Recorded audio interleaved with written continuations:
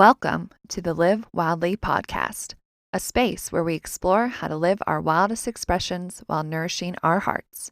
Here, we cover all things motherhood, spirituality, health, wellness, and more. I'm your host, Olivia Ashley, a mama, intuitive, and seeker of a joyful, inspired life. Let's dare to live wildly.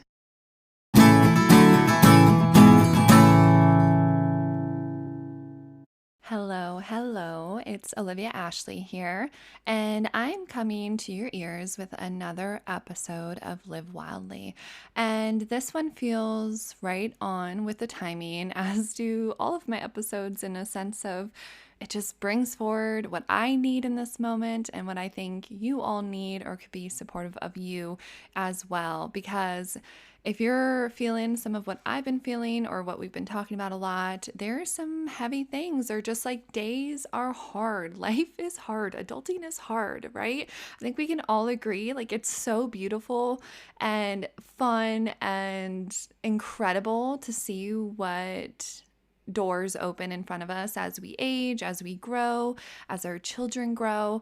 But I definitely have feeling this need for some grace and space and just relaxation and reflection. It's as much as we're moving into spring here in the Northern Hemisphere, and I'm feeling that fiery energy as the sun moved to Aries, and this groundedness of like, okay, I think I'm going to be okay. We're going to move through this. It's taking longer, and it's also this settledness that knowing that my seeds are sowed, and that it's now just up to me to kind of continue to water my garden, nourish myself, trust the timing. And we have another storm, so I'm sitting here and it's just cold and it's snowy and the wind is blowing, and it just again makes me want to turn inward.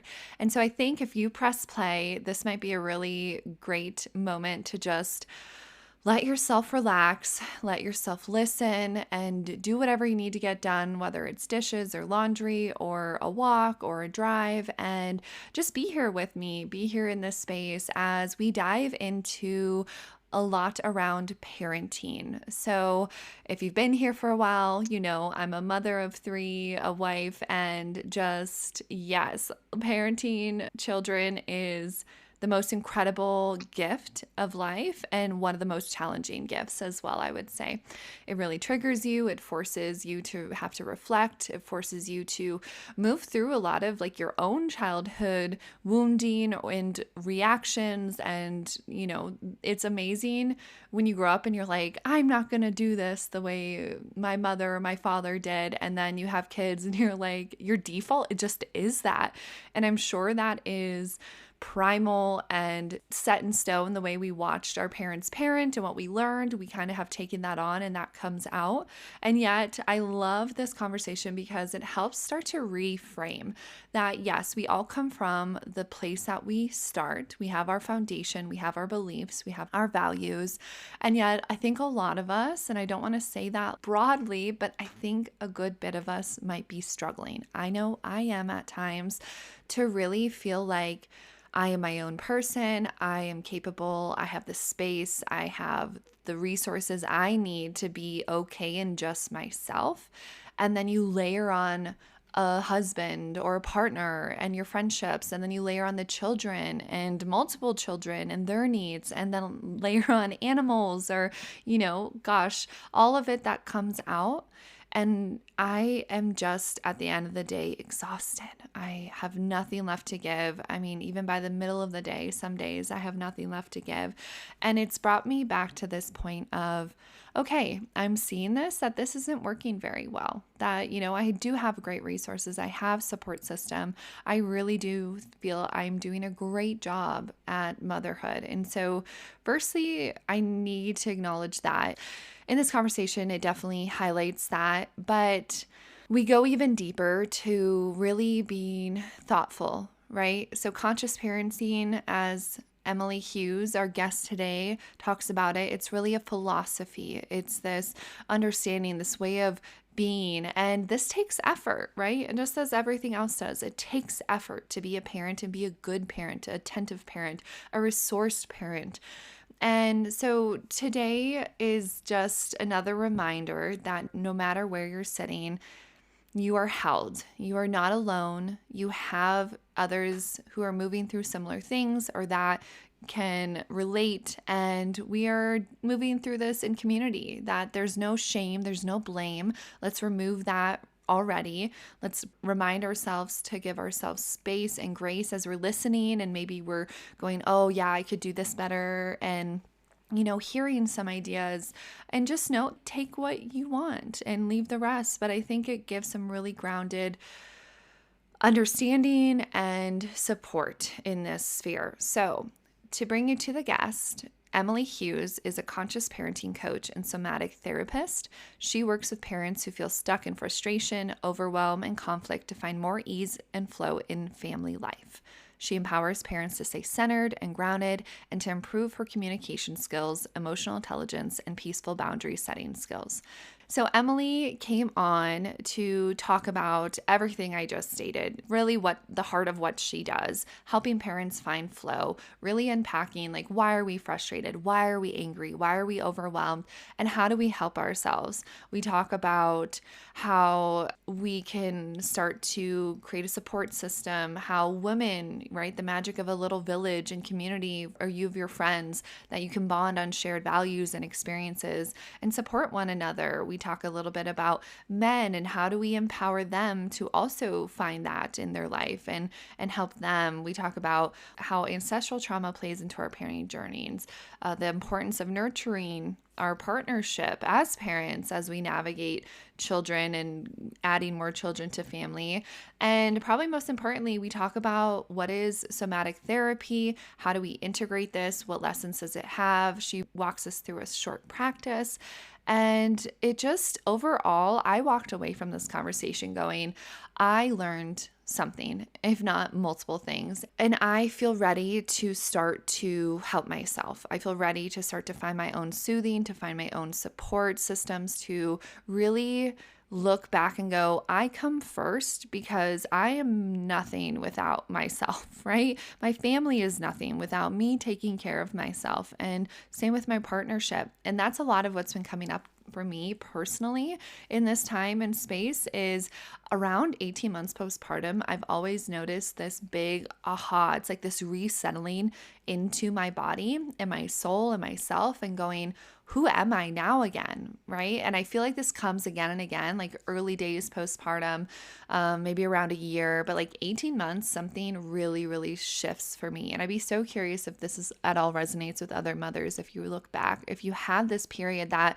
it's like I woke up from this like kind of dream. It's like I was fully untethered from my child, my youngest, the baby, and like not in a sense of like, oh my gosh, you're free, go do what you need. It's like this soul untethering where I realized, okay, I'm not growing, I'm not housing, I'm not doing or being anything. And now it's time to reclaim and resettle. Who do I want to be? What is my path? What are my goals? Because we're so intertwined on a soul level, on an energetic level, physical level, all the levels when we are pregnant and have freshly birthed a baby and are raising that child. We are very enmeshed, and rightfully so. That feels very healthy and very good. And then it comes this time where they're kind of ready to say, okay, I am alive. I am starting to be a part of this family system and finding my place. And it allows us to kind of step back and go, okay, we've made it to this space and I still have so much to give and do with these children, but I also have to resettle in myself and refine myself. And what does that look like? And for me, it was, I'm overwhelmed, I'm tired, I'm anxious, I'm angry, I'm struggling. And so this conversation landed right at the perfect timing. I feel it just brings a lot of juicy, supportive knowledge and goodness. And Emily comes from a very grounded, experiential sense of her path to starting and being a conscious parenting coach, as she was feeling a lot of the same. So knowing we don't have to be stuck in what we're feeling all the time. Sometimes it's okay and we can't always shift things, but note that we can break these cycles. We can shift out of these states and this frustration and these struggles that we might be facing, but it often starts with us asking for help, starts with us asking for space to reflect, to check in, to go, what isn't working? What do I feel I need more of? Or even where do I start? And that asking a friend, asking your partner, asking for help is a great way, a great place to begin. So I hope that whatever you're moving through, you can again find some grace and some space for yourself, that you're doing an amazing job. You're an amazing mother or father. And I'm really glad you pressed play. You're not alone. We are here together. And this is just the start of a much bigger topic, right? So note that we don't fix it all. We don't go through all the topics, but it's a really great intro to this conversation and this topic. So if you're curious to learn more, definitely reach out to Emily or find other resources relative in this area and just walk your journey as you need to. And as you listen, if you feel like this would be supportive of any other friends, any other parents, please forward on, share with as many people as you feel it would resonate with and support, because that's all I'm here to do, is really create this container to say, hey, I'm moving through some stuff and I'm wanting to learn and explore and bring people on and have conversation and build community. So that's my intention. So share freely. Let me know what you think. And also, if you are really enjoying Live Wildly, I would be so grateful for any rate or review, especially on Apple Podcasts and or Spotify, of this podcast, so we can continue to grow and help build our community of folks living wildly in their hearts and in their lives, who are here to enjoy and explore and be better and live in our hearts. So thank you for listening. Thank you for pressing play. I hope you enjoy.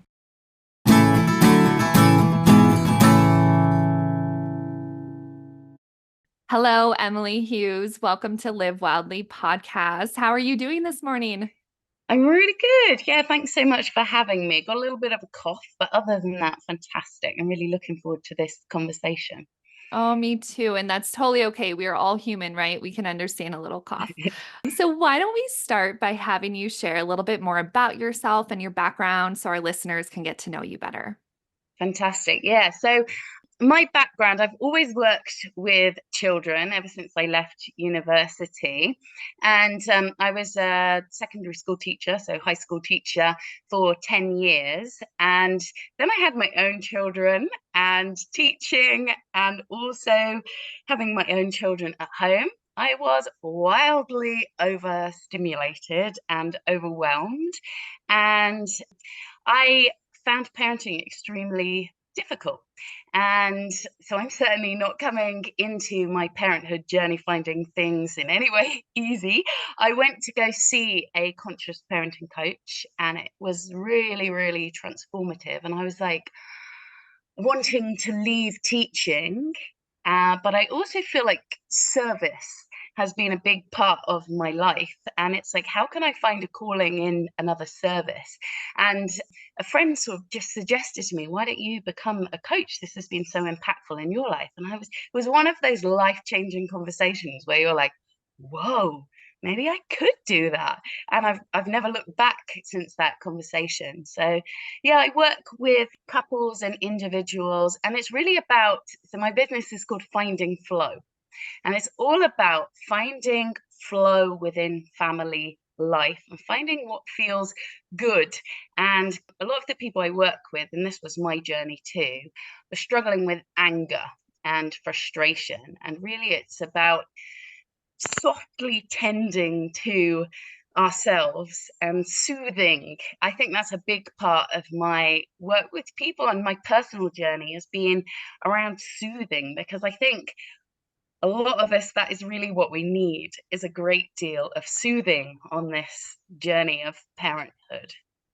Yes. Wow. Oh, you hit the nail on the head. I can relate so much. And I definitely have questions around the anger and that frustration because we're feeling it. And I'm so curious to get your insight on it. And to start, though, I know there's so many different types of coaches and resources and education. It comes in many shapes and forms. And so I'm curious if you could dive into really what is conscious parenting? What is that specifically? And what does that look like in its practice? Yeah. So Conscious parenting is more of a kind of philosophy, a way of being, if you like, rather than, a set of tools. And really, it's about looking at yourself, your patterns, your reactions, your responses, and really looking at the times that you are triggered by your child as gifts for personal growth. And if your children are anything like mine, you're getting a great deal of gifts for personal growth. And really, it's about looking at the child from the point of view that the child is essentially good, and that any problem that's going on with the child isn't a problem with the child, it's a problem in relating to the child. Mm. And it's really deeply rooted in connection, and connection being the tool that never runs out. And I'm also very interested and I'm trained in somatic work too, because, and I bring that into my practice a lot because just to define what somatic work is, it's basically like what's going on in your body. Because I'm sure you can relate that parenting is a full body experience. And sometimes we can be kind of overthinking in our heads. And actually, when we ask the body what's going on with the body normally has a lot to say and can reveal a lot of wisdom to us. So my approach to conscious parenting is like a full mind body experience of kind of growing our awareness so we understand ourselves better and we understand our kids better. That makes so much sense, and I immediately go, "Why aren't we taught this sooner? Why are we not Yeah, taught this yeah, sooner?" yeah. And I don't feel like you can answer that necessarily, Mm, but I mm, am curious when you are working with clients and families, what are some of the biggest areas you're seeing people struggle with? And what are some of those solutions? So I know we'll talk about somatic work and such, but just mm. from your perspective, because we aren't taught these things, we're not taught to look at the body. What are those key areas that are coming up time and time and again that you're seeing, or maybe even you saw in Yeah, yourself? yeah, definitely. I think a real big one is we are not taught about normal child development. And the consequence of not having awareness of what is normal child development is often we can have expectations of our children which are not grounded in where they are. And that was certainly the case for me. I think I really struggled in the first few years of my parenting with my eldest son because I was expecting to do things which were just not within his capability to do. Now, obviously, like sometimes people misconstrue this because I do think it's important to have high expectations. But I think one of the things I always like saying to parents is that the human brain is not fully developed until age 25. And sometimes we're expecting our children, quite small children, to be understanding adult logic when they're simply not there yet. And I think that was really something that shifted for me was like, oh, actually, it's my job to be guiding. So, like, releasing some of the expectation and guiding my child more. And I think the other thing that really comes into my work is awareness of the nervous system. And actually, when we look at all of our children's behavior and our own behavior through the lens of the nervous system, suddenly stuff begins to make sense. And really, this is at the core of everything because our nervous systems, our bodies are trying to keep us alive all of the time through our nervous systems. And especially in relation to things like anger, we can think of anger when we understand anger through the nervous system, then it's like a fresh way to be able to understand ourselves. And when we're looking at things like tantrums and meltdowns as expressions of the child's nervous system, like a response to overwhelm within the body rather than some kind of like moral problem, then I think it can just really ease up on shame because And this is why I really like talking about what's happening in the body when we're angry, what's happening in your child's body when they're angry, what's happening in your child's body when they're having a tantrum or a meltdown, because I think bringing some of the body into it can be really de-shaming. Yeah, can you continue to expand on that more? I'm like, let's talk about the nervous system and what we kind of need to know and or maybe even starting like as parents, we're not taught anything, not even really taught to notice our nervous system. Yeah. So where do we start as parents? Is it we need to understand and have a relationship with ourselves to then better understand our children's nervous system or what is that key into unlocking that? Yeah, and I think some of it is well, one aspect of this I really like is that there's this thing where you have 6 seconds between a stimulus, which is often for us, our children's behavior, a stimulus, and our body being flooded with hormones like adrenaline and cortisol. And then, really, once our bodies are flooded with adrenaline and cortisol, it's very hard to not be highly reactive. But actually, I really like this idea that we have 6 seconds in order for us to find a little bit of spaciousness in our nervous system, in our endocrine system, which is that hormone production part of the body. And I think one of the things is we are so primed in our bodies for urgency. Mm, yes. Yeah, and like it feels so much so that sometimes our children's behaviors can end up feeling like an emergency, and our children's behaviors, can end up really feeling quite literally dangerous to us, when in reality our children are just doing what they're doing. But because perhaps we were not soothed adequately as children, or perhaps because when we did certain behaviors as children and our parents reacted with anger and punishment and shaming, whatever, sometimes we can be very much like our heart can start beating really fast, we can get short of breath, and our body's reacting as if there's a tiger in the room, when really in reality it might just be a 4-year-old child doing a non-optimal behavior, but it can end up feeling literally dangerous to our survival.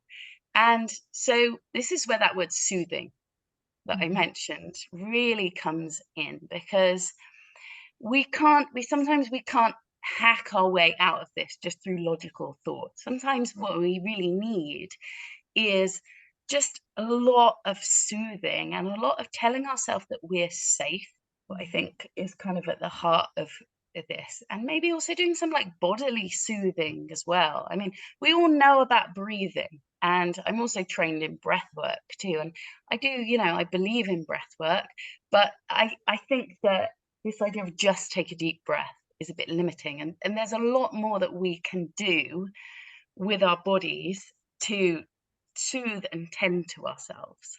Yes, that was really helpful. Thank you for expanding on that and sharing. And yes, just immediately, I think even you saying the word soothing is soothing. It's funny to hear that. You just immediately start to, at least for myself, go, oh, yes, I can function. I can soothe myself. I know what that feels like. It lets me step down off that ledge of anger or wherever I'm at. And I want to go into a couple different topics around parenthood, motherhood that I've noticed, and just get your take on some of these aspects of what you've seen in your with your background. And the Yeah. first one being that I think some of the issues come from the fact that we no longer live in homes where Mm. extended family, there's isn't community there to help raise children and join in to create this village aspect. It's really single moms or two adults, right? And Mm. if at its best, maybe some friends just trying to help each other and coexist. Mm. And I'm curious, how do you see this impacting the health of the family? Like, we are all doing our best. And if we can't shift that, then it's like, where do we start? Where do we start to help ourselves with where we're at, but also then reach out to build that community in our own village, especially as women? I have seen so much Mm. magic when women come together to support each Mm. other and help each other. But our culture is just, we're not set up that way. So, what are Yeah. your recommendations?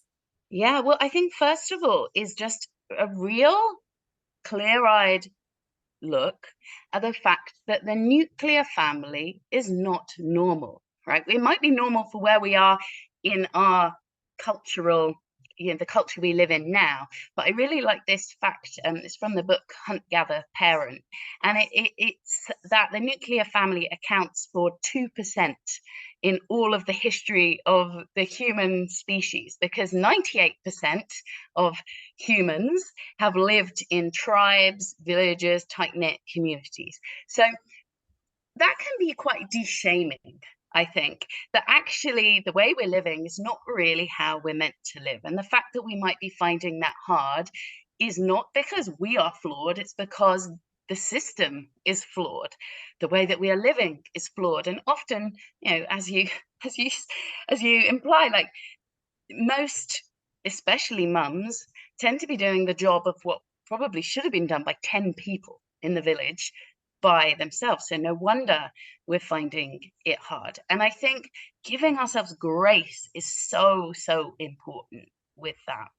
And I really like this idea that, the perfect friends that we can have in our motherhood journey, and I would extend this too to any fathers listening. I think it's equally important for them. Is this Venn diagram, right?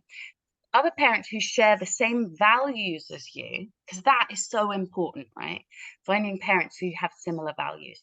So parents who have similar values to you, parents who live in the location, and parents who've got children of a similar age. If you find someone like that, then you that is the optimal thing. And in my life, what I've done is this kind of started during the pandemic, mainly because I was really lonely.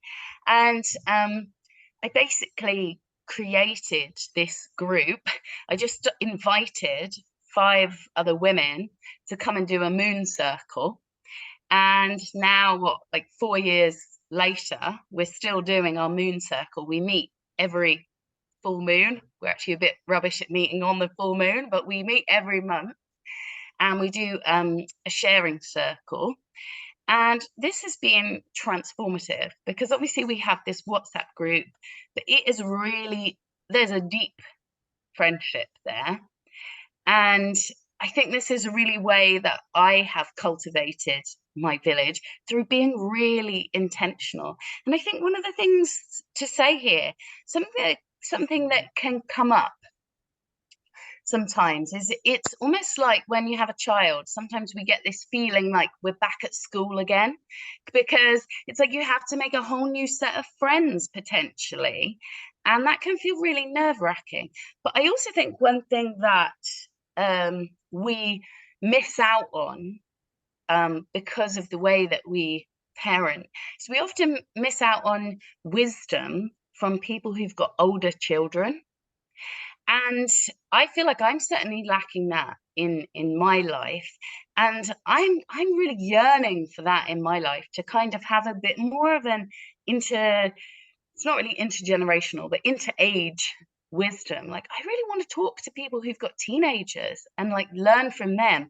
And I think that if we can create opportunities where we're all learning from each other, I think that's where I want to get to in my life. And that's kind of a goal for me that I'm yearning for at the moment, is to connect with people on a sort of, connect the whole village, if you like. Yes. Oh, I love there's so many nuggets that I took from that. The first, just it still sits with me of we're not flawed. The system is Mhm. flawed. So can Yeah. we start there? Just start there and acknowledge and say, Yeah. take it, like you said, take a breath, give yourself grace, and then where do you need to orient yourself? So I love that you Mhm. do a moon circle. I too slowly gathered all my friends. We're Mhm. virtual because we're across states, Yeah. but we've been at least a year of us plus of virtually coming together one time a month. That's our 2 hours. How are we Yeah. all doing? Some have kids, some don't have Yeah. kids, but just as a friendship container, it's been Mm. so magical. And I'm curious though too, what is the focus of your moon circle? Because I'm always looking for ideas, Yeah. and if people are listening going, these women are having circles, but Yeah. what are you doing in these Yeah. times? Could you Yeah. expand or just share of kind of what are those themes or focuses that are supportive for you? Yeah, so we normally have a sort of one word theme each month. And so some of them, for example, I'll just try and remember some off the top of my head, Mhm. but one of them was confidence. That one was super Mm, interesting. yes. One of them was joy. But sometimes what we do, we have a book that we've bought that kind of tells you about like which moon it is, and in that it has some questions, kind of. And this is one of the things that can start helping you to. It certainly helped us to all focus a bit more on kind of cyclical living and focus Mhm. on the seasons and focus on the moon cycle. So that's been a really nice added benefit of it, that we're all now obsessed with the moon and send rubbish pictures that we've taken on our phone um, of the moon to each other. And yeah, and then we always end our circle with just 2 minutes with our eyes closed, holding hands in the Mm, circle. that's so And there's beautiful. something really, really powerful about that. And then other times we've done some crafting, which has been really nice. So one of my friends is a ceramicist, and we made like clay pots. That was really lovely. Oh, So nice.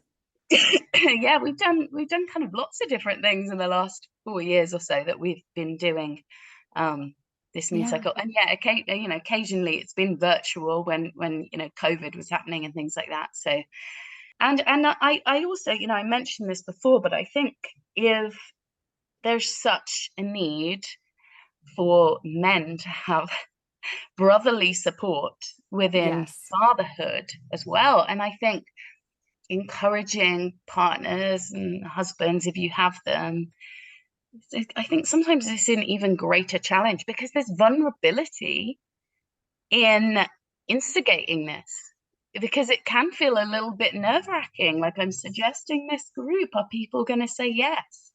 Yes, I can reflect too. I think what I've noticed is us women and mothers have this last decade have been really apt to look at ourselves, get vulnerable, feel more, trudge Mm, up the dirt and say, who are my sisters beside yeah, me who see myself and my weirdness or whatever yeah. my fullness is? And how do we support each other? Again, those values, those core belief systems that are similar, like find those people and hold on to them. But Mm. I'm curious, how do you help families support the men? Because I do see that as being that next step of they're starting. It's like their cauldrons are getting stirred and they're starting to feel like, hey, we're kind of left in the dust and we're alone and we have big feelings, but we've held them on so for so long. And I say this because I see this in my husband and like the friendships are there, but they're not the same as, that I see women, and that's okay. They're very different. We are very different, women to men. But I'm curious what aspects or pieces could you give to help ignite or help maybe like from my standpoint as the partner of a man, how do we help support our men? How do we help them find that courage, that vulnerability? Where does that start? Yeah, I think this is a really important question. It's one I'm not sure I have all the answers to, and in fact, like I'm doing an Instagram live with somebody soon, and he runs men's circles, and Mm, why? So I think just even having the awareness sometimes that men's circles exist. People are going to men's circles. That can be just a little nugget. And I sometimes think that sometimes men, because it's maybe less easy for them to attend these vulnerable spaces, they need a little bit of like just little nuggets dropped, little kind of like little tendings too, I think. And I think sometimes it can be, so my husband, he has started a football group about 3 years ago, so it's soccer group. mhm, And from that there have come other things. So they do 2 camping trips with the kids each year. And then they also, an offshoot of this is a book group has come from it as well.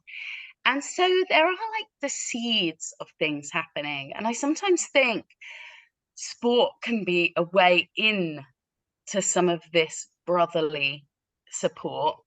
Yeah, I don't fully have the answers to this, but Mhm. what I will say is that men thrive when they feel empowered. From my experience as a parent coach working with couples and also men and women, men thrive when they feel empowered. And sometimes I think there is this kind of culture, you see it a lot on Instagram, of kind of like nagging men and sort of like disempowering men. And I don't think that serves people. I understand where it comes from, but I think it's a self-perpetuating thing. I don't think things change if people get stuck in that dynamic. And I think just that word empowerment, I think that's really deeply what fathers are needing to thrive. But like I say, I don't have all the answers to this, and I think it's a quest for our society, I think, for, Western culture to find empowerment and safe spaces and safe, vulnerable spaces for men to share and thrive. Thank you for entertaining that question. It's a big one, and Yeah, I know we don't it have is the a big one. answers, but even just that Yeah, nugget of starting of if we can be that reflector back of yeah, where do we see our partners shine and where do we see that they are really sturdy in themselves and how do we maybe advocate for, hey, maybe look into that or push more yeah, into that and just yeah. being good support system. Like I think us as women have found more of our groove of who we are and where we sit, but I think the dynamics of the culture is changing and the society and especially my husband, he's mainly the homemaker, truthfully, Mm, and I'm the worker, right? We have a backwards mm, sense of society and people really look down upon that. And so he's taken yeah, on a lot of weight of mm, oh, this, just the perception, even though he doesn't feel that way, he feels empowered, mm, he feels great. And so maybe it's a find your lane and get sturdy in yourself mm, and find those brothers and those people who can support that and whatever that is in that function of yourself. yeah. I Yeah. love that. Find your lane and get sturdy in yourself. That is fantastic. I love that. Yeah. Thank you. Yes. Okay. My next question, as I turn back towards kind of myself, as a mother, I find that we often take the burden on. I know we've talked about this Mm, a little bit, but we mm, we overdo, we overplan, we overclean, all in yeah. effort to try to keep the balance, the cleanliness, the peace in the Mm, family.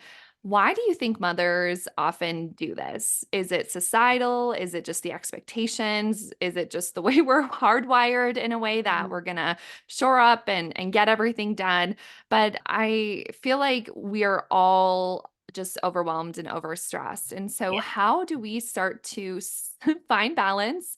I love your finding flow and just Yeah. stop being such martyrs of Yeah. we have Yeah. to do it or it won't get done and versus how do we again ask for that support, ask for help, build better systems where it doesn't feel like the mom does 80% of the household. Yeah. Yeah. So I think it's two things I'd like to say in response to this. And the first is scarcity. So having a scarcity mindset sounds like I'm not doing enough, I'm not enough, I don't have enough, I'm failing. And so many women have a scarcity mindset. A lot of men have a scarcity mindset too. But when you're in a scarcity mindset, get very quickly overwhelmed. And my default mindset is a scarcity mindset. The opposite of a scarcity mindset is an abundant mindset. And I like to think of it like one's a desert. The scarcity is a desert, and abundant is like a garden where things are growing. And an abundant mindset sounds a bit like all of the opposites. Like I'm fundamentally good enough. We are all enough. We are doing well. And I think that sometimes a scarcity mindset gets us stuck in striving, because it's like, I don't feel good enough, so I need to keep on working. And a lot of us have also been given this limiting belief that we're not worthy unless we're working and striving and have purpose. And I think this can lead us to get quite quickly overwhelmed because we look at our messy house and we see it as a sign of failure. That's kind of a scarcity mindset. In an abundant mindset, you might look at your messy house and just simply say, there is a messy house. And that has no bearing upon my self-worth or who I am as a person. And I'm fundamentally good enough and I can attend to this messy house. And I think it's about boundaries, which is the second thing that I was going to talk about. Because, so just to define boundaries, because this is a word you hear so much, but what does it actually mean? I count it as being, what are you willing to do? What is going to serve you? And what are you not willing to do? What is not going to serve you? Sometimes, things might not serve you in the short term, but they serve you in your longer term goal. Here, like an example might be, you might really not want to put your child to bed, but you're going to put your child to bed because that serves you in the long term, right? And I think if you are in scarcity, it's really hard to have strong boundaries. We end up, because we maybe don't have a strong sense of our own self-worth, we can end up having like really weak boundaries where we're constantly doing stuff that's not serving us. And also, the thing is, I think, especially as women, I don't think many of us were modeled other women with strong boundaries, or we weren't, or if we were, a lot of us were not modeled how to lean into our own boundaries, how to feel like our own sense of will, what we are willing to do and what we are not willing to do, and what serves us and what does not serve us. And so, yeah, I think ways to develop a more abundant mindset, first off, is just really leaning into the good things. And one of the things I do whenever I see my clients, one of the things I always ask them is, it's my second question. My second question is always, what has gone well for you this week? And the reason being is because my clients know I'm going to ask them that every single week. So it gets them to start leaning into what is actually going well. And oftentimes a lot is going well in our parenting. But if we're in a scarcity mindset, often we're only focusing on what we're failing at, failing in inverted commas, like on what we perceive we might be failing at and where we feel we might be falling short. And actually leaning into, and I would really encourage everybody listening to ask yourself that question right now. What is going really well for you in your parenting? Where are you thriving? What are you proud of in your parenting? What do you bring to your family life that nobody else in the world can bring? Because ultimately, you as the parent are the best placed person in the whole of the world to be a leader in your family and to be the parent for your child. Mhm.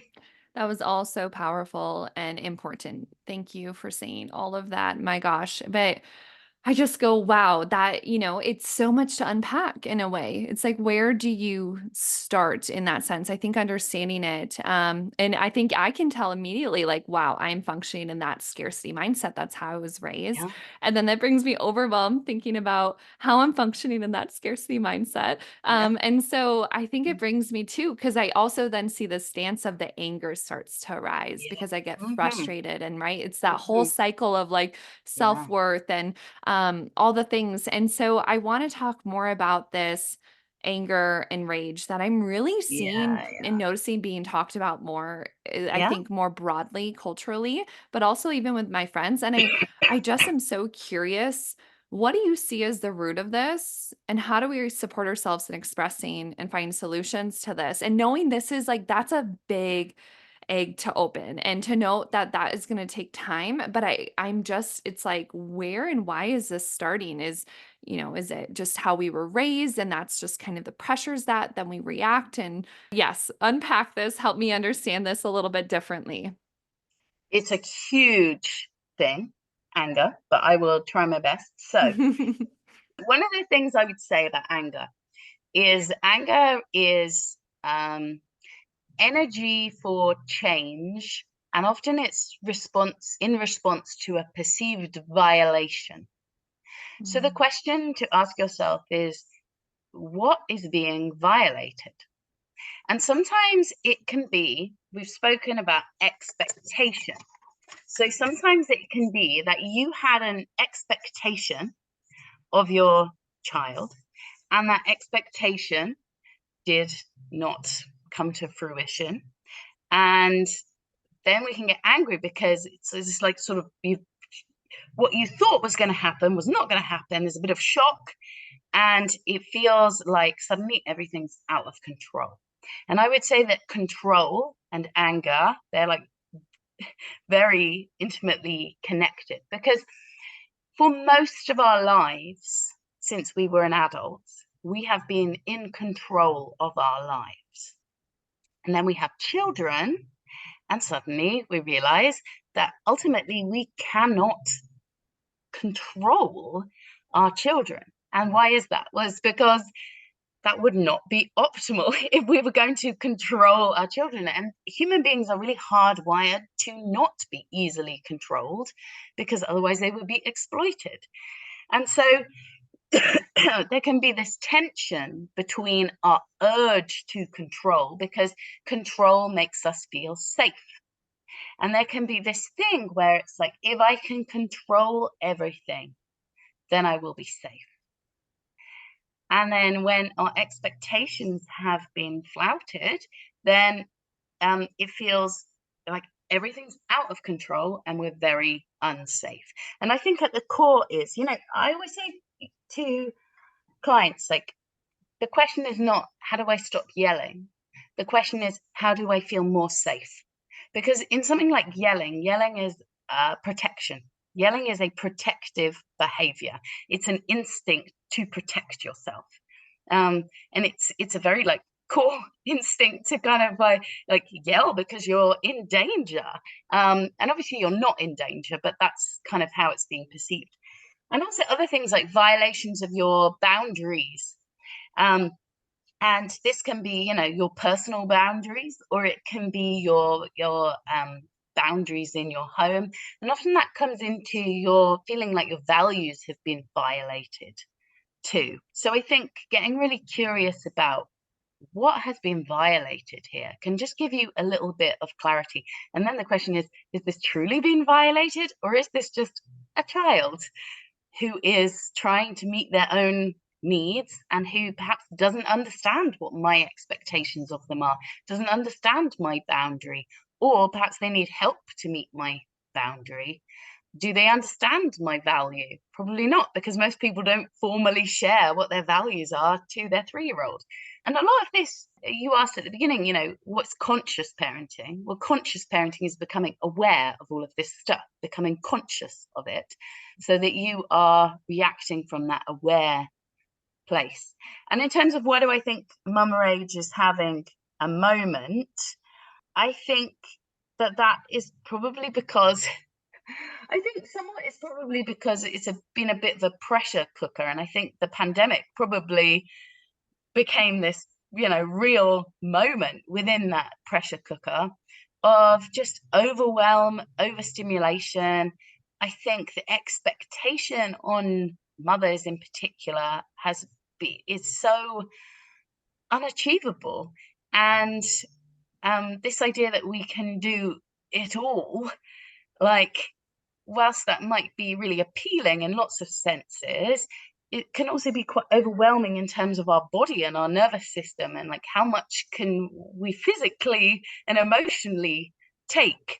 And at some point something's got to give, and sometimes it comes out as anger and rage. Mhm.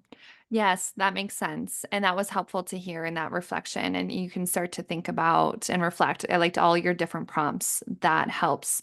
And so I'm curious too, speaking of like the pandemic and all these pressures, I Mm. feel like every time you have another child, the partnership changes, things have to shift, the dynamics change. And I have definitely found that parenthood and like the parents' relationship becomes more challenging to repair or remember like Yeah, why did we yeah, do this in the first place? Like we have to yeah, yeah. change.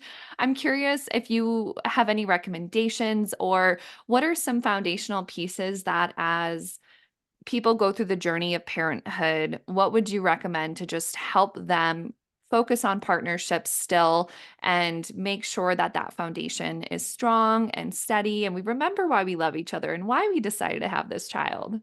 Yeah, and I work with a lot of couples, which obviously makes sense. Like when people come to coaching as a couple, that makes an awful lot of sense because it's like you're coming on this shared journey together. Because sometimes what can happen is one parent, typically the mother, but not always, is the parent who's reading all of the books. And in reading all of the books, they're doing a lot of introspection and reflection, and that then maybe starts them thinking about their own childhood, and then they're starting to make that journey there. And sometimes that might not be happening with the other parent, so that can breed misunderstanding and resentment. And so if you can, in some way, share that. I'm not sure how to phrase it, but share that. I was going to say load, but actually, it doesn't sometimes feel like a load. Sometimes it feels like a gift to to learn more about parenting. But if you can somehow share the learning of parenting with your partner, whether that be reading a book together and doing like a two-person book club, whether it be going to coaching together or doing like another parenting course together, and putting in that request that I would like to do this because I think it would strengthen our relationship.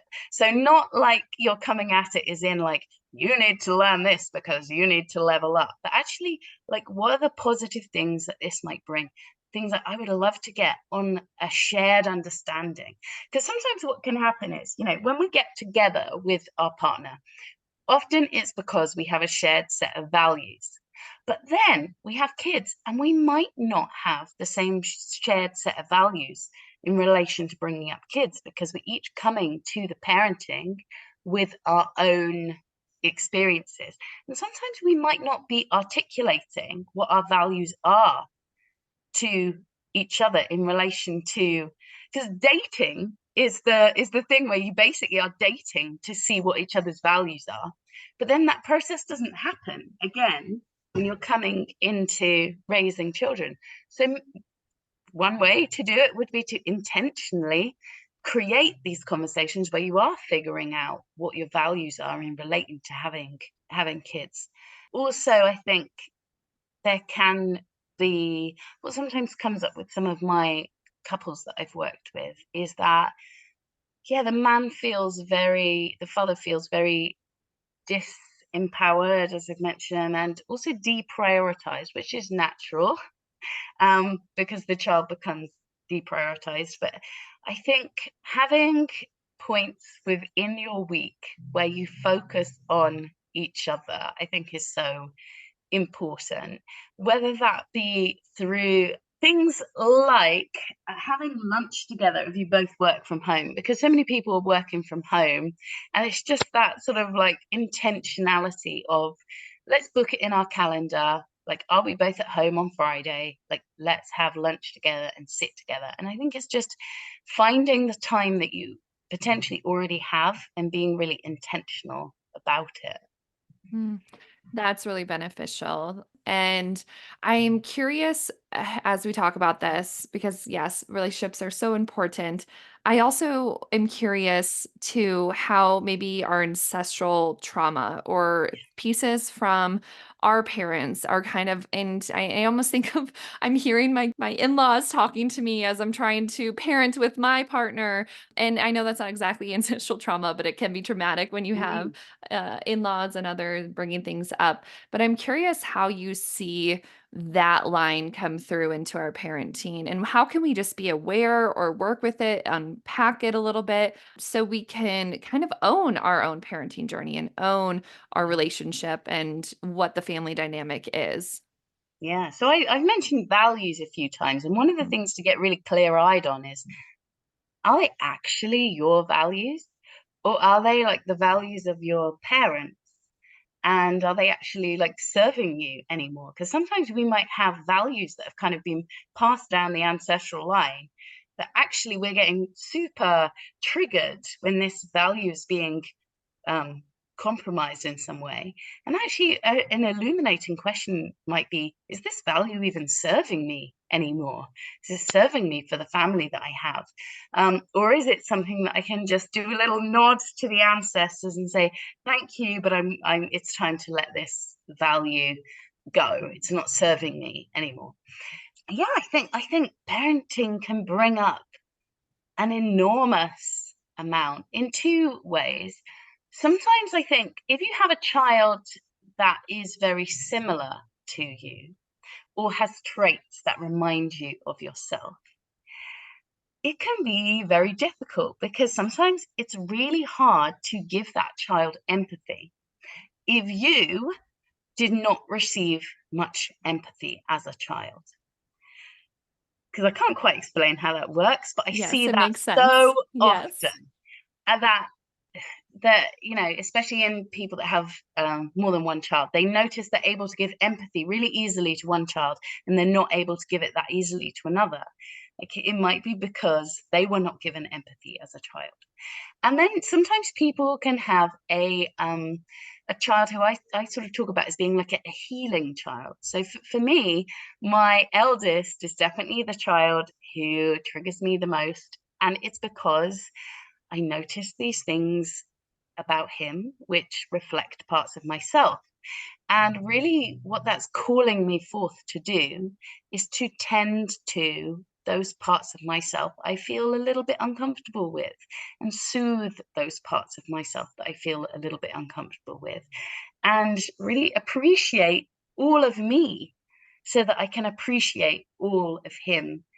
And neither me nor my son have bad parts. And I think that that's been really core for me, is accepting all of my parts, all the bits of me, has really helped me to accept all the parts of him.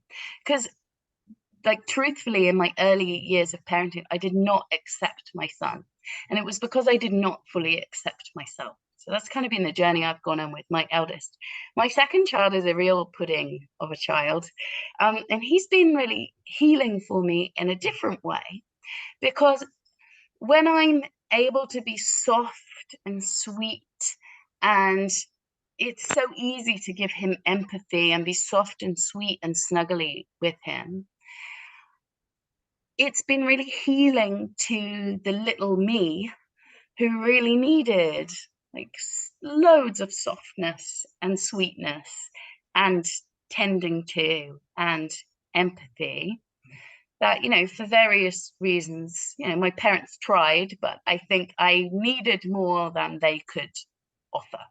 hmm Oh, that's so helpful. And I think it's a perfect segue to I really want to talk and kind of go deeper into the body and your Yeah. somatic work. And Yeah. so let's start there of just what is that and what are the benefits of this in relation to parenting? How can we start to understand this and integrate this somewhat into our life? Yeah.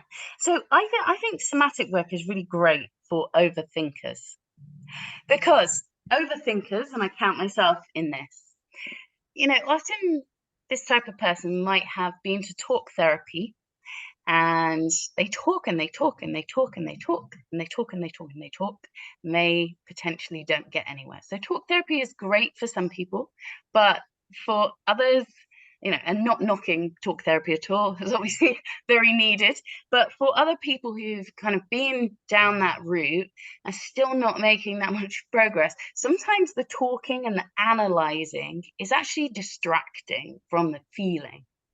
Sometimes sitting in the feeling is the thing that helps things to shift. So in somatic work, what we try and do is just give the analytic meaning making brain a rest, because that analytic meaning making brain is working so hard, and oftentimes it's like it's working round the clock, like really trying to help you out. And sometimes in the somatic work, it's about, for example, taking a challenging situation that you've had with your child and just with closed eyes, like bringing that into your awareness and noticing what's happening in your body. And then what we do is we bring in resourcing.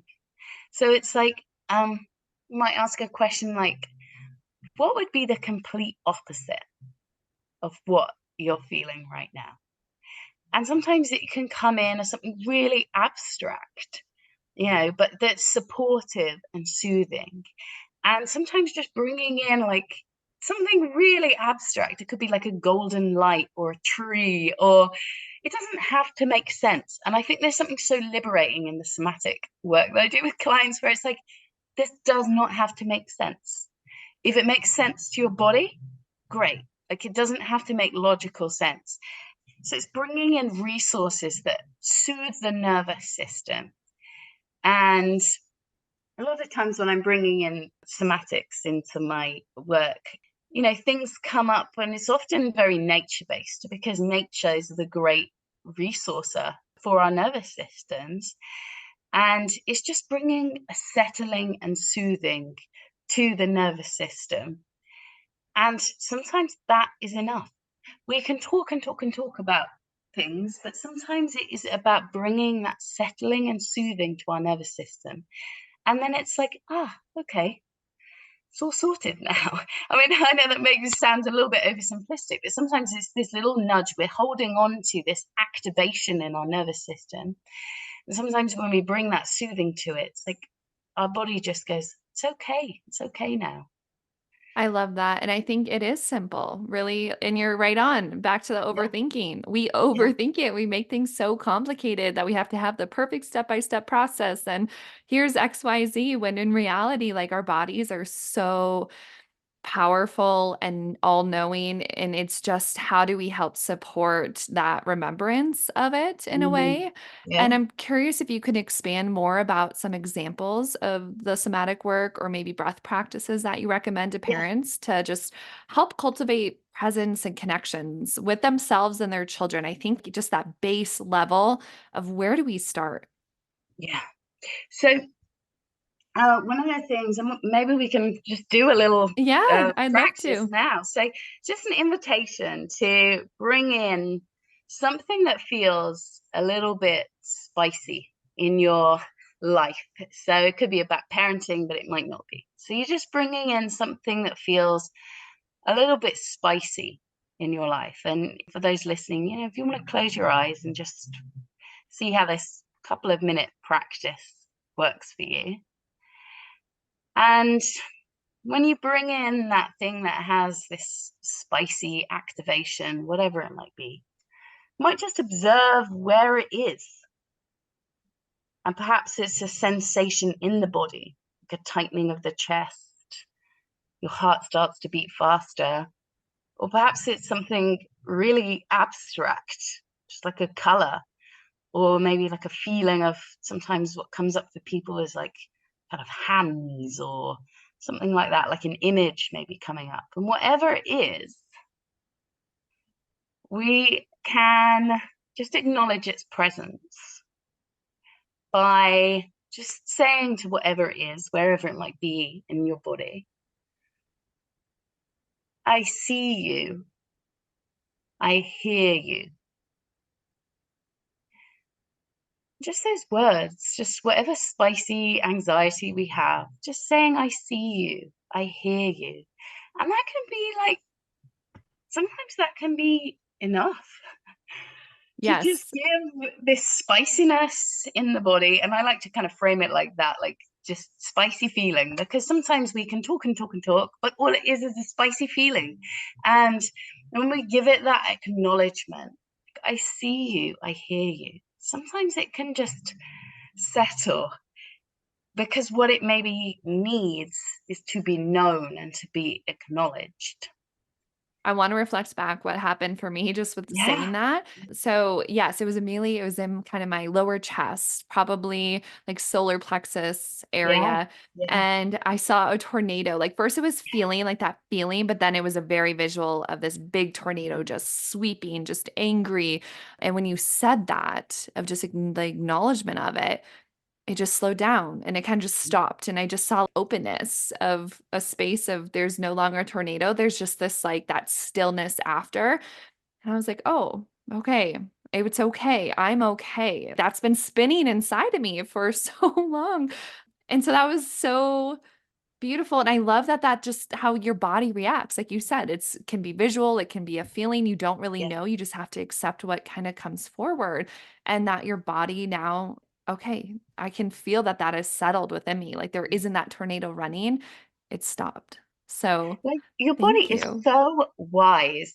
Like Hmm. it's so wise. And this is the thing, it can't really, there's no, in the somatic stuff, what I love about it and what is really de-shaming is there's no wrong answer. Like, so Hmm. I couldn't know what was coming up for you. Like I couldn't tell you to imagine a tornado in your chest. Like, that just came up for you. And there's no wrong answer. And that's so liberating because when there's no wrong answer, it's de-shaming. I can't get it wrong. There's no way of getting this wrong. This is just how my body and my awareness is reacting to that question. you know that's what I love about it. And that exercise I did was what, 2 minutes, and just a tiny bit of soothing came for you. And I think this is obviously, we were doing it for longer, like we would, sometimes it can be about slowing down everything. So sometimes that's quite common for things like spinning things to come up for people, particularly around things that are a bit like anxious, or.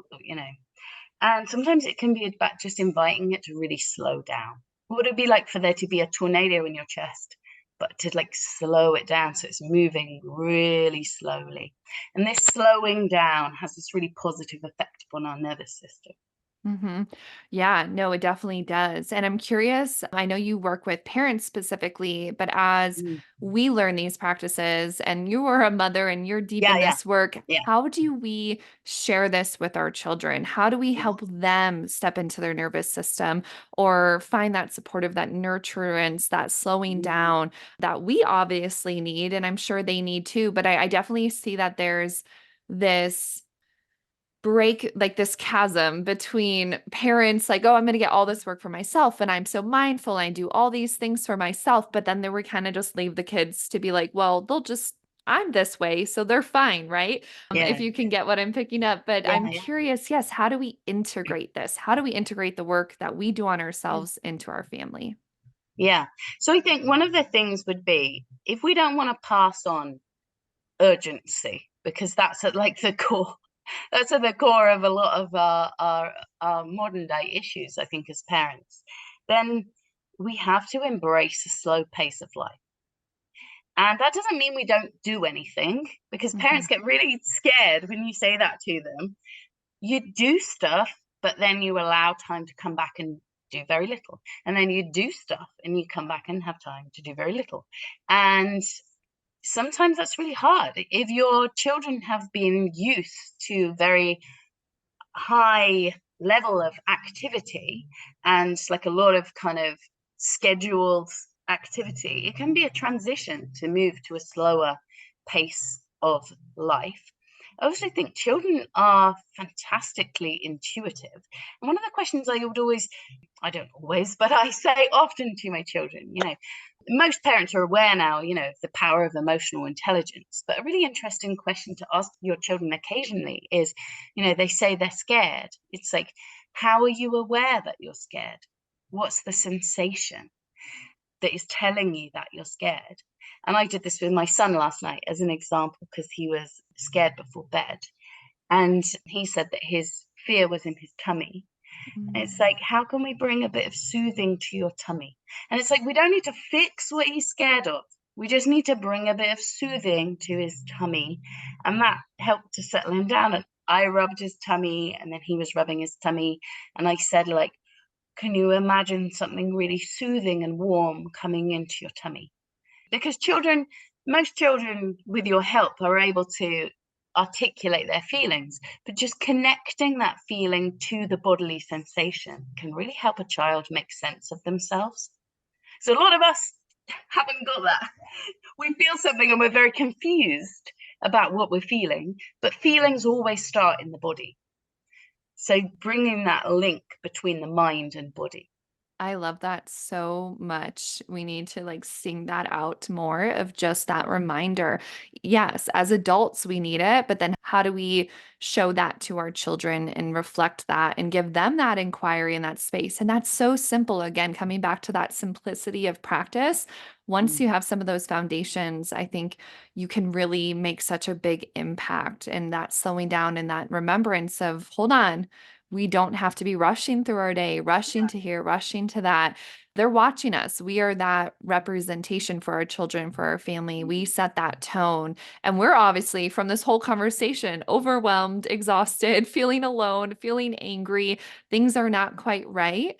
And so I mm, love that invitation to use your body as that yes, compass and then help your yeah. children use their bodies. Yeah, Mm. definitely. Okay. So I think you've pretty much answered this, but this is my last question for you, just before we move into the wild heart questions to close us out. Is there any other foundational practices or teachings in terms of helping parents find flow in their lives or to nurture a generation of strong, emotionally intelligent children that you want to leave us with? I feel like you've done a fantastic job, but what would be that final close the chapter? I think I'll sum it up with 3 words. I've already said one of them quite a lot.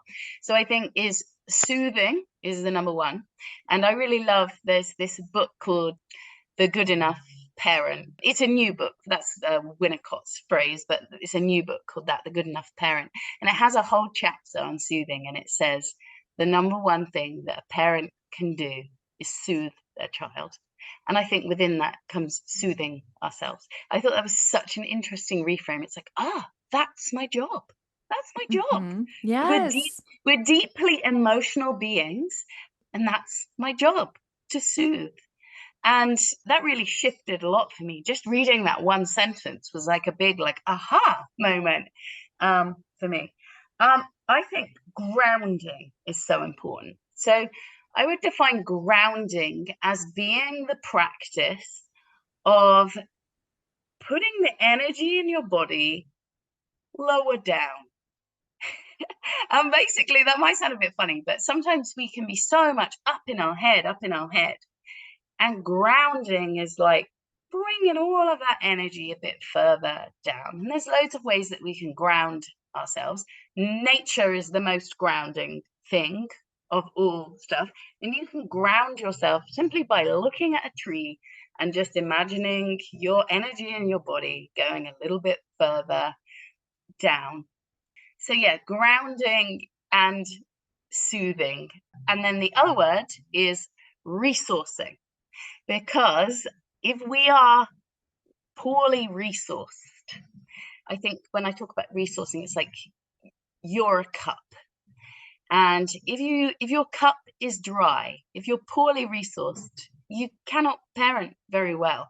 I had a period of time last year where I would say my level of resource from 1 to 10, this is a question I always ask in my coaching, where's your level of resource today?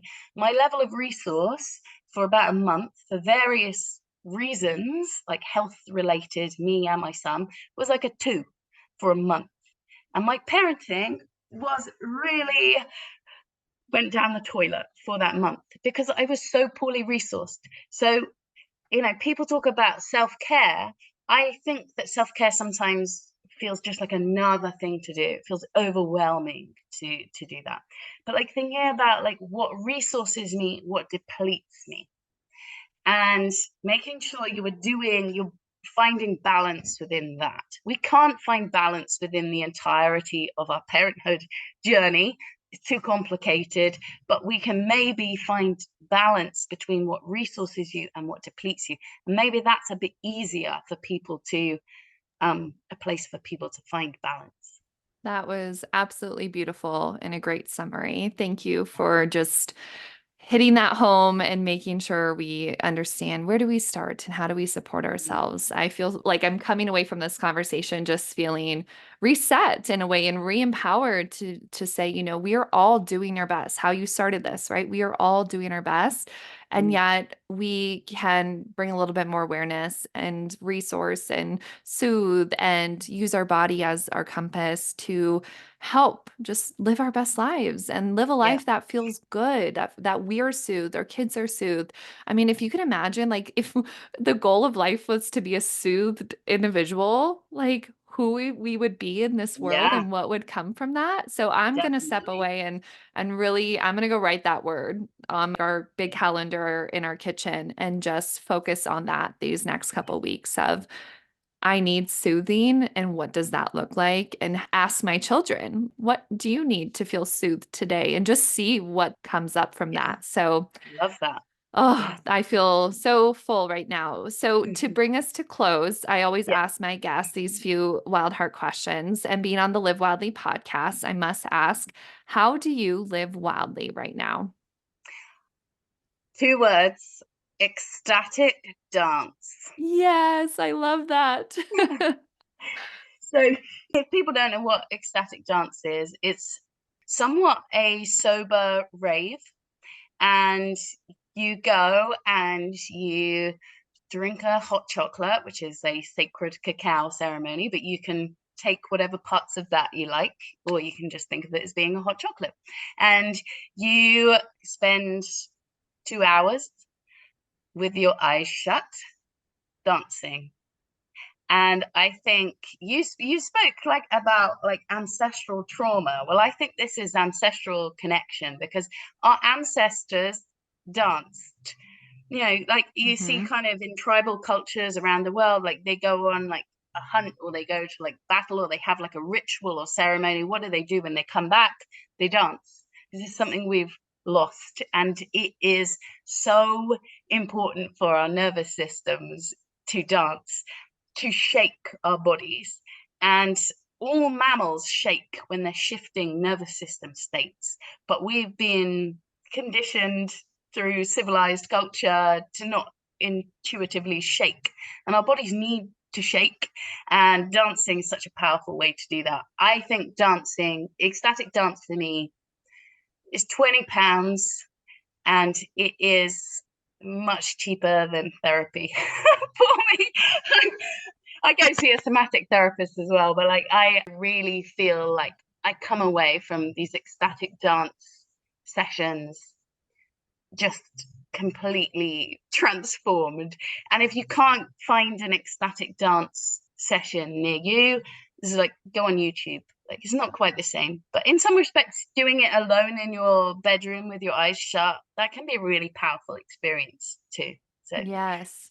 and wild is the word that comes up. I love that. I love it so much that I'm like, I have cacao, I have a TV, and we have a snow day. So maybe we're going to go Yeah, do some ecstatic dancing as a yeah, family because yeah. I would 1,000% agree. I cannot tell you the way I feel in my body when I go to ecstatic dances or ceremonies where you just Yeah. drop in, so much shifts. And I love that ancestral connection because they're always here. They're wanting to connect. Nature wants to connect through us through dance. And so you lit me up in that way too. Thank you for sharing that piece. Yeah. I think it's a great reminder that more of us need to just do this type of stuff, get out of our To comfort zone. live in our bodies. Yes, live in our bodies. Yeah. Exactly. Mm. Yeah. Okay. But right now, who or what inspires you? Yeah, I was thinking about this one. So one of the things that I suppose I'm good at is when I feel a lack of connection in my life, I do go out and seek it. And recently I planned this group meetup for local wellness entrepreneurs where I live in East London. And so we met in this cafe, and there was maybe 10, 15 of us. And it was really inspiring. What was so inspiring was everybody in that group had left one career and chosen to pursue something in service to others, but everybody had like a deeply transformational story of how they'd got there. And I think that really filled my cup up and inspired me, just like the courage to do what makes your heart sing, I think. And some of my friends, I've got a friend who used to be a lawyer, I mentioned her before, and she's a ceramicist now. I mean, that's like a real shift. And I think sometimes it comes with the privilege to do so, obviously, but like I think sometimes motherhood can be a gift to prioritize, to illuminate what is really important to you, and to be that turning point to like make a shift in your life. So that's kind of what's Yes. inspiring me. And obviously I do appreciate, like, it comes from privilege to be able to do that. But yeah, that's what's inspiring me at the moment, like other people who are kind of striding out on their journeys, doing what makes them happy. Yeah. That's amazing. And I'll reflect back. That's what I see you as doing, truthfully. You Yeah. seem so Yeah. embodied and so excited about what you're doing and the impact you're doing. And that inspires me. And that's the whole point of this podcast Yeah. is Yeah. to find you all and give you voice and say, how do we share our stories and how do we support each other when we are just really wanting to live well, live wildly, Mm, live in our hearts and help each other. So yeah.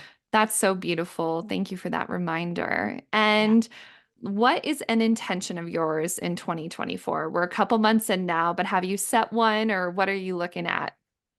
Yeah, and my intention is I have this spot in the forest near where I live, and it's like a sit spot where I go. And my intention, definitely now the weather has got a bit better where I am, is to set in my calendar, like block out time. So I go do the school run and then I go straight there. And because it's basically I sit in nature, connecting with the trees. Like that's I what I do. love I sit in it. nature and connect with my six trees for about 10 minutes, 15 minutes. And that is so resourcing and soothing to my nervous system. And so my plan is to really intentionally prioritize that by like putting it in my calendar so no one can book anything during that time, and just prioritize that because I'm really needing that, especially after a winter of not going there much.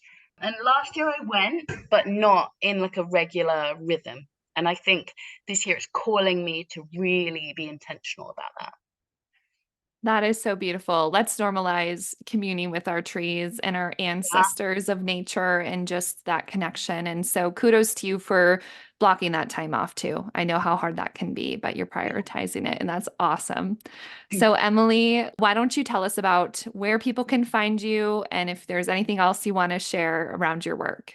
Yeah, so you can find me on Instagram at Finding Flow Parenting, and my website is www.findingflowparenting.coach.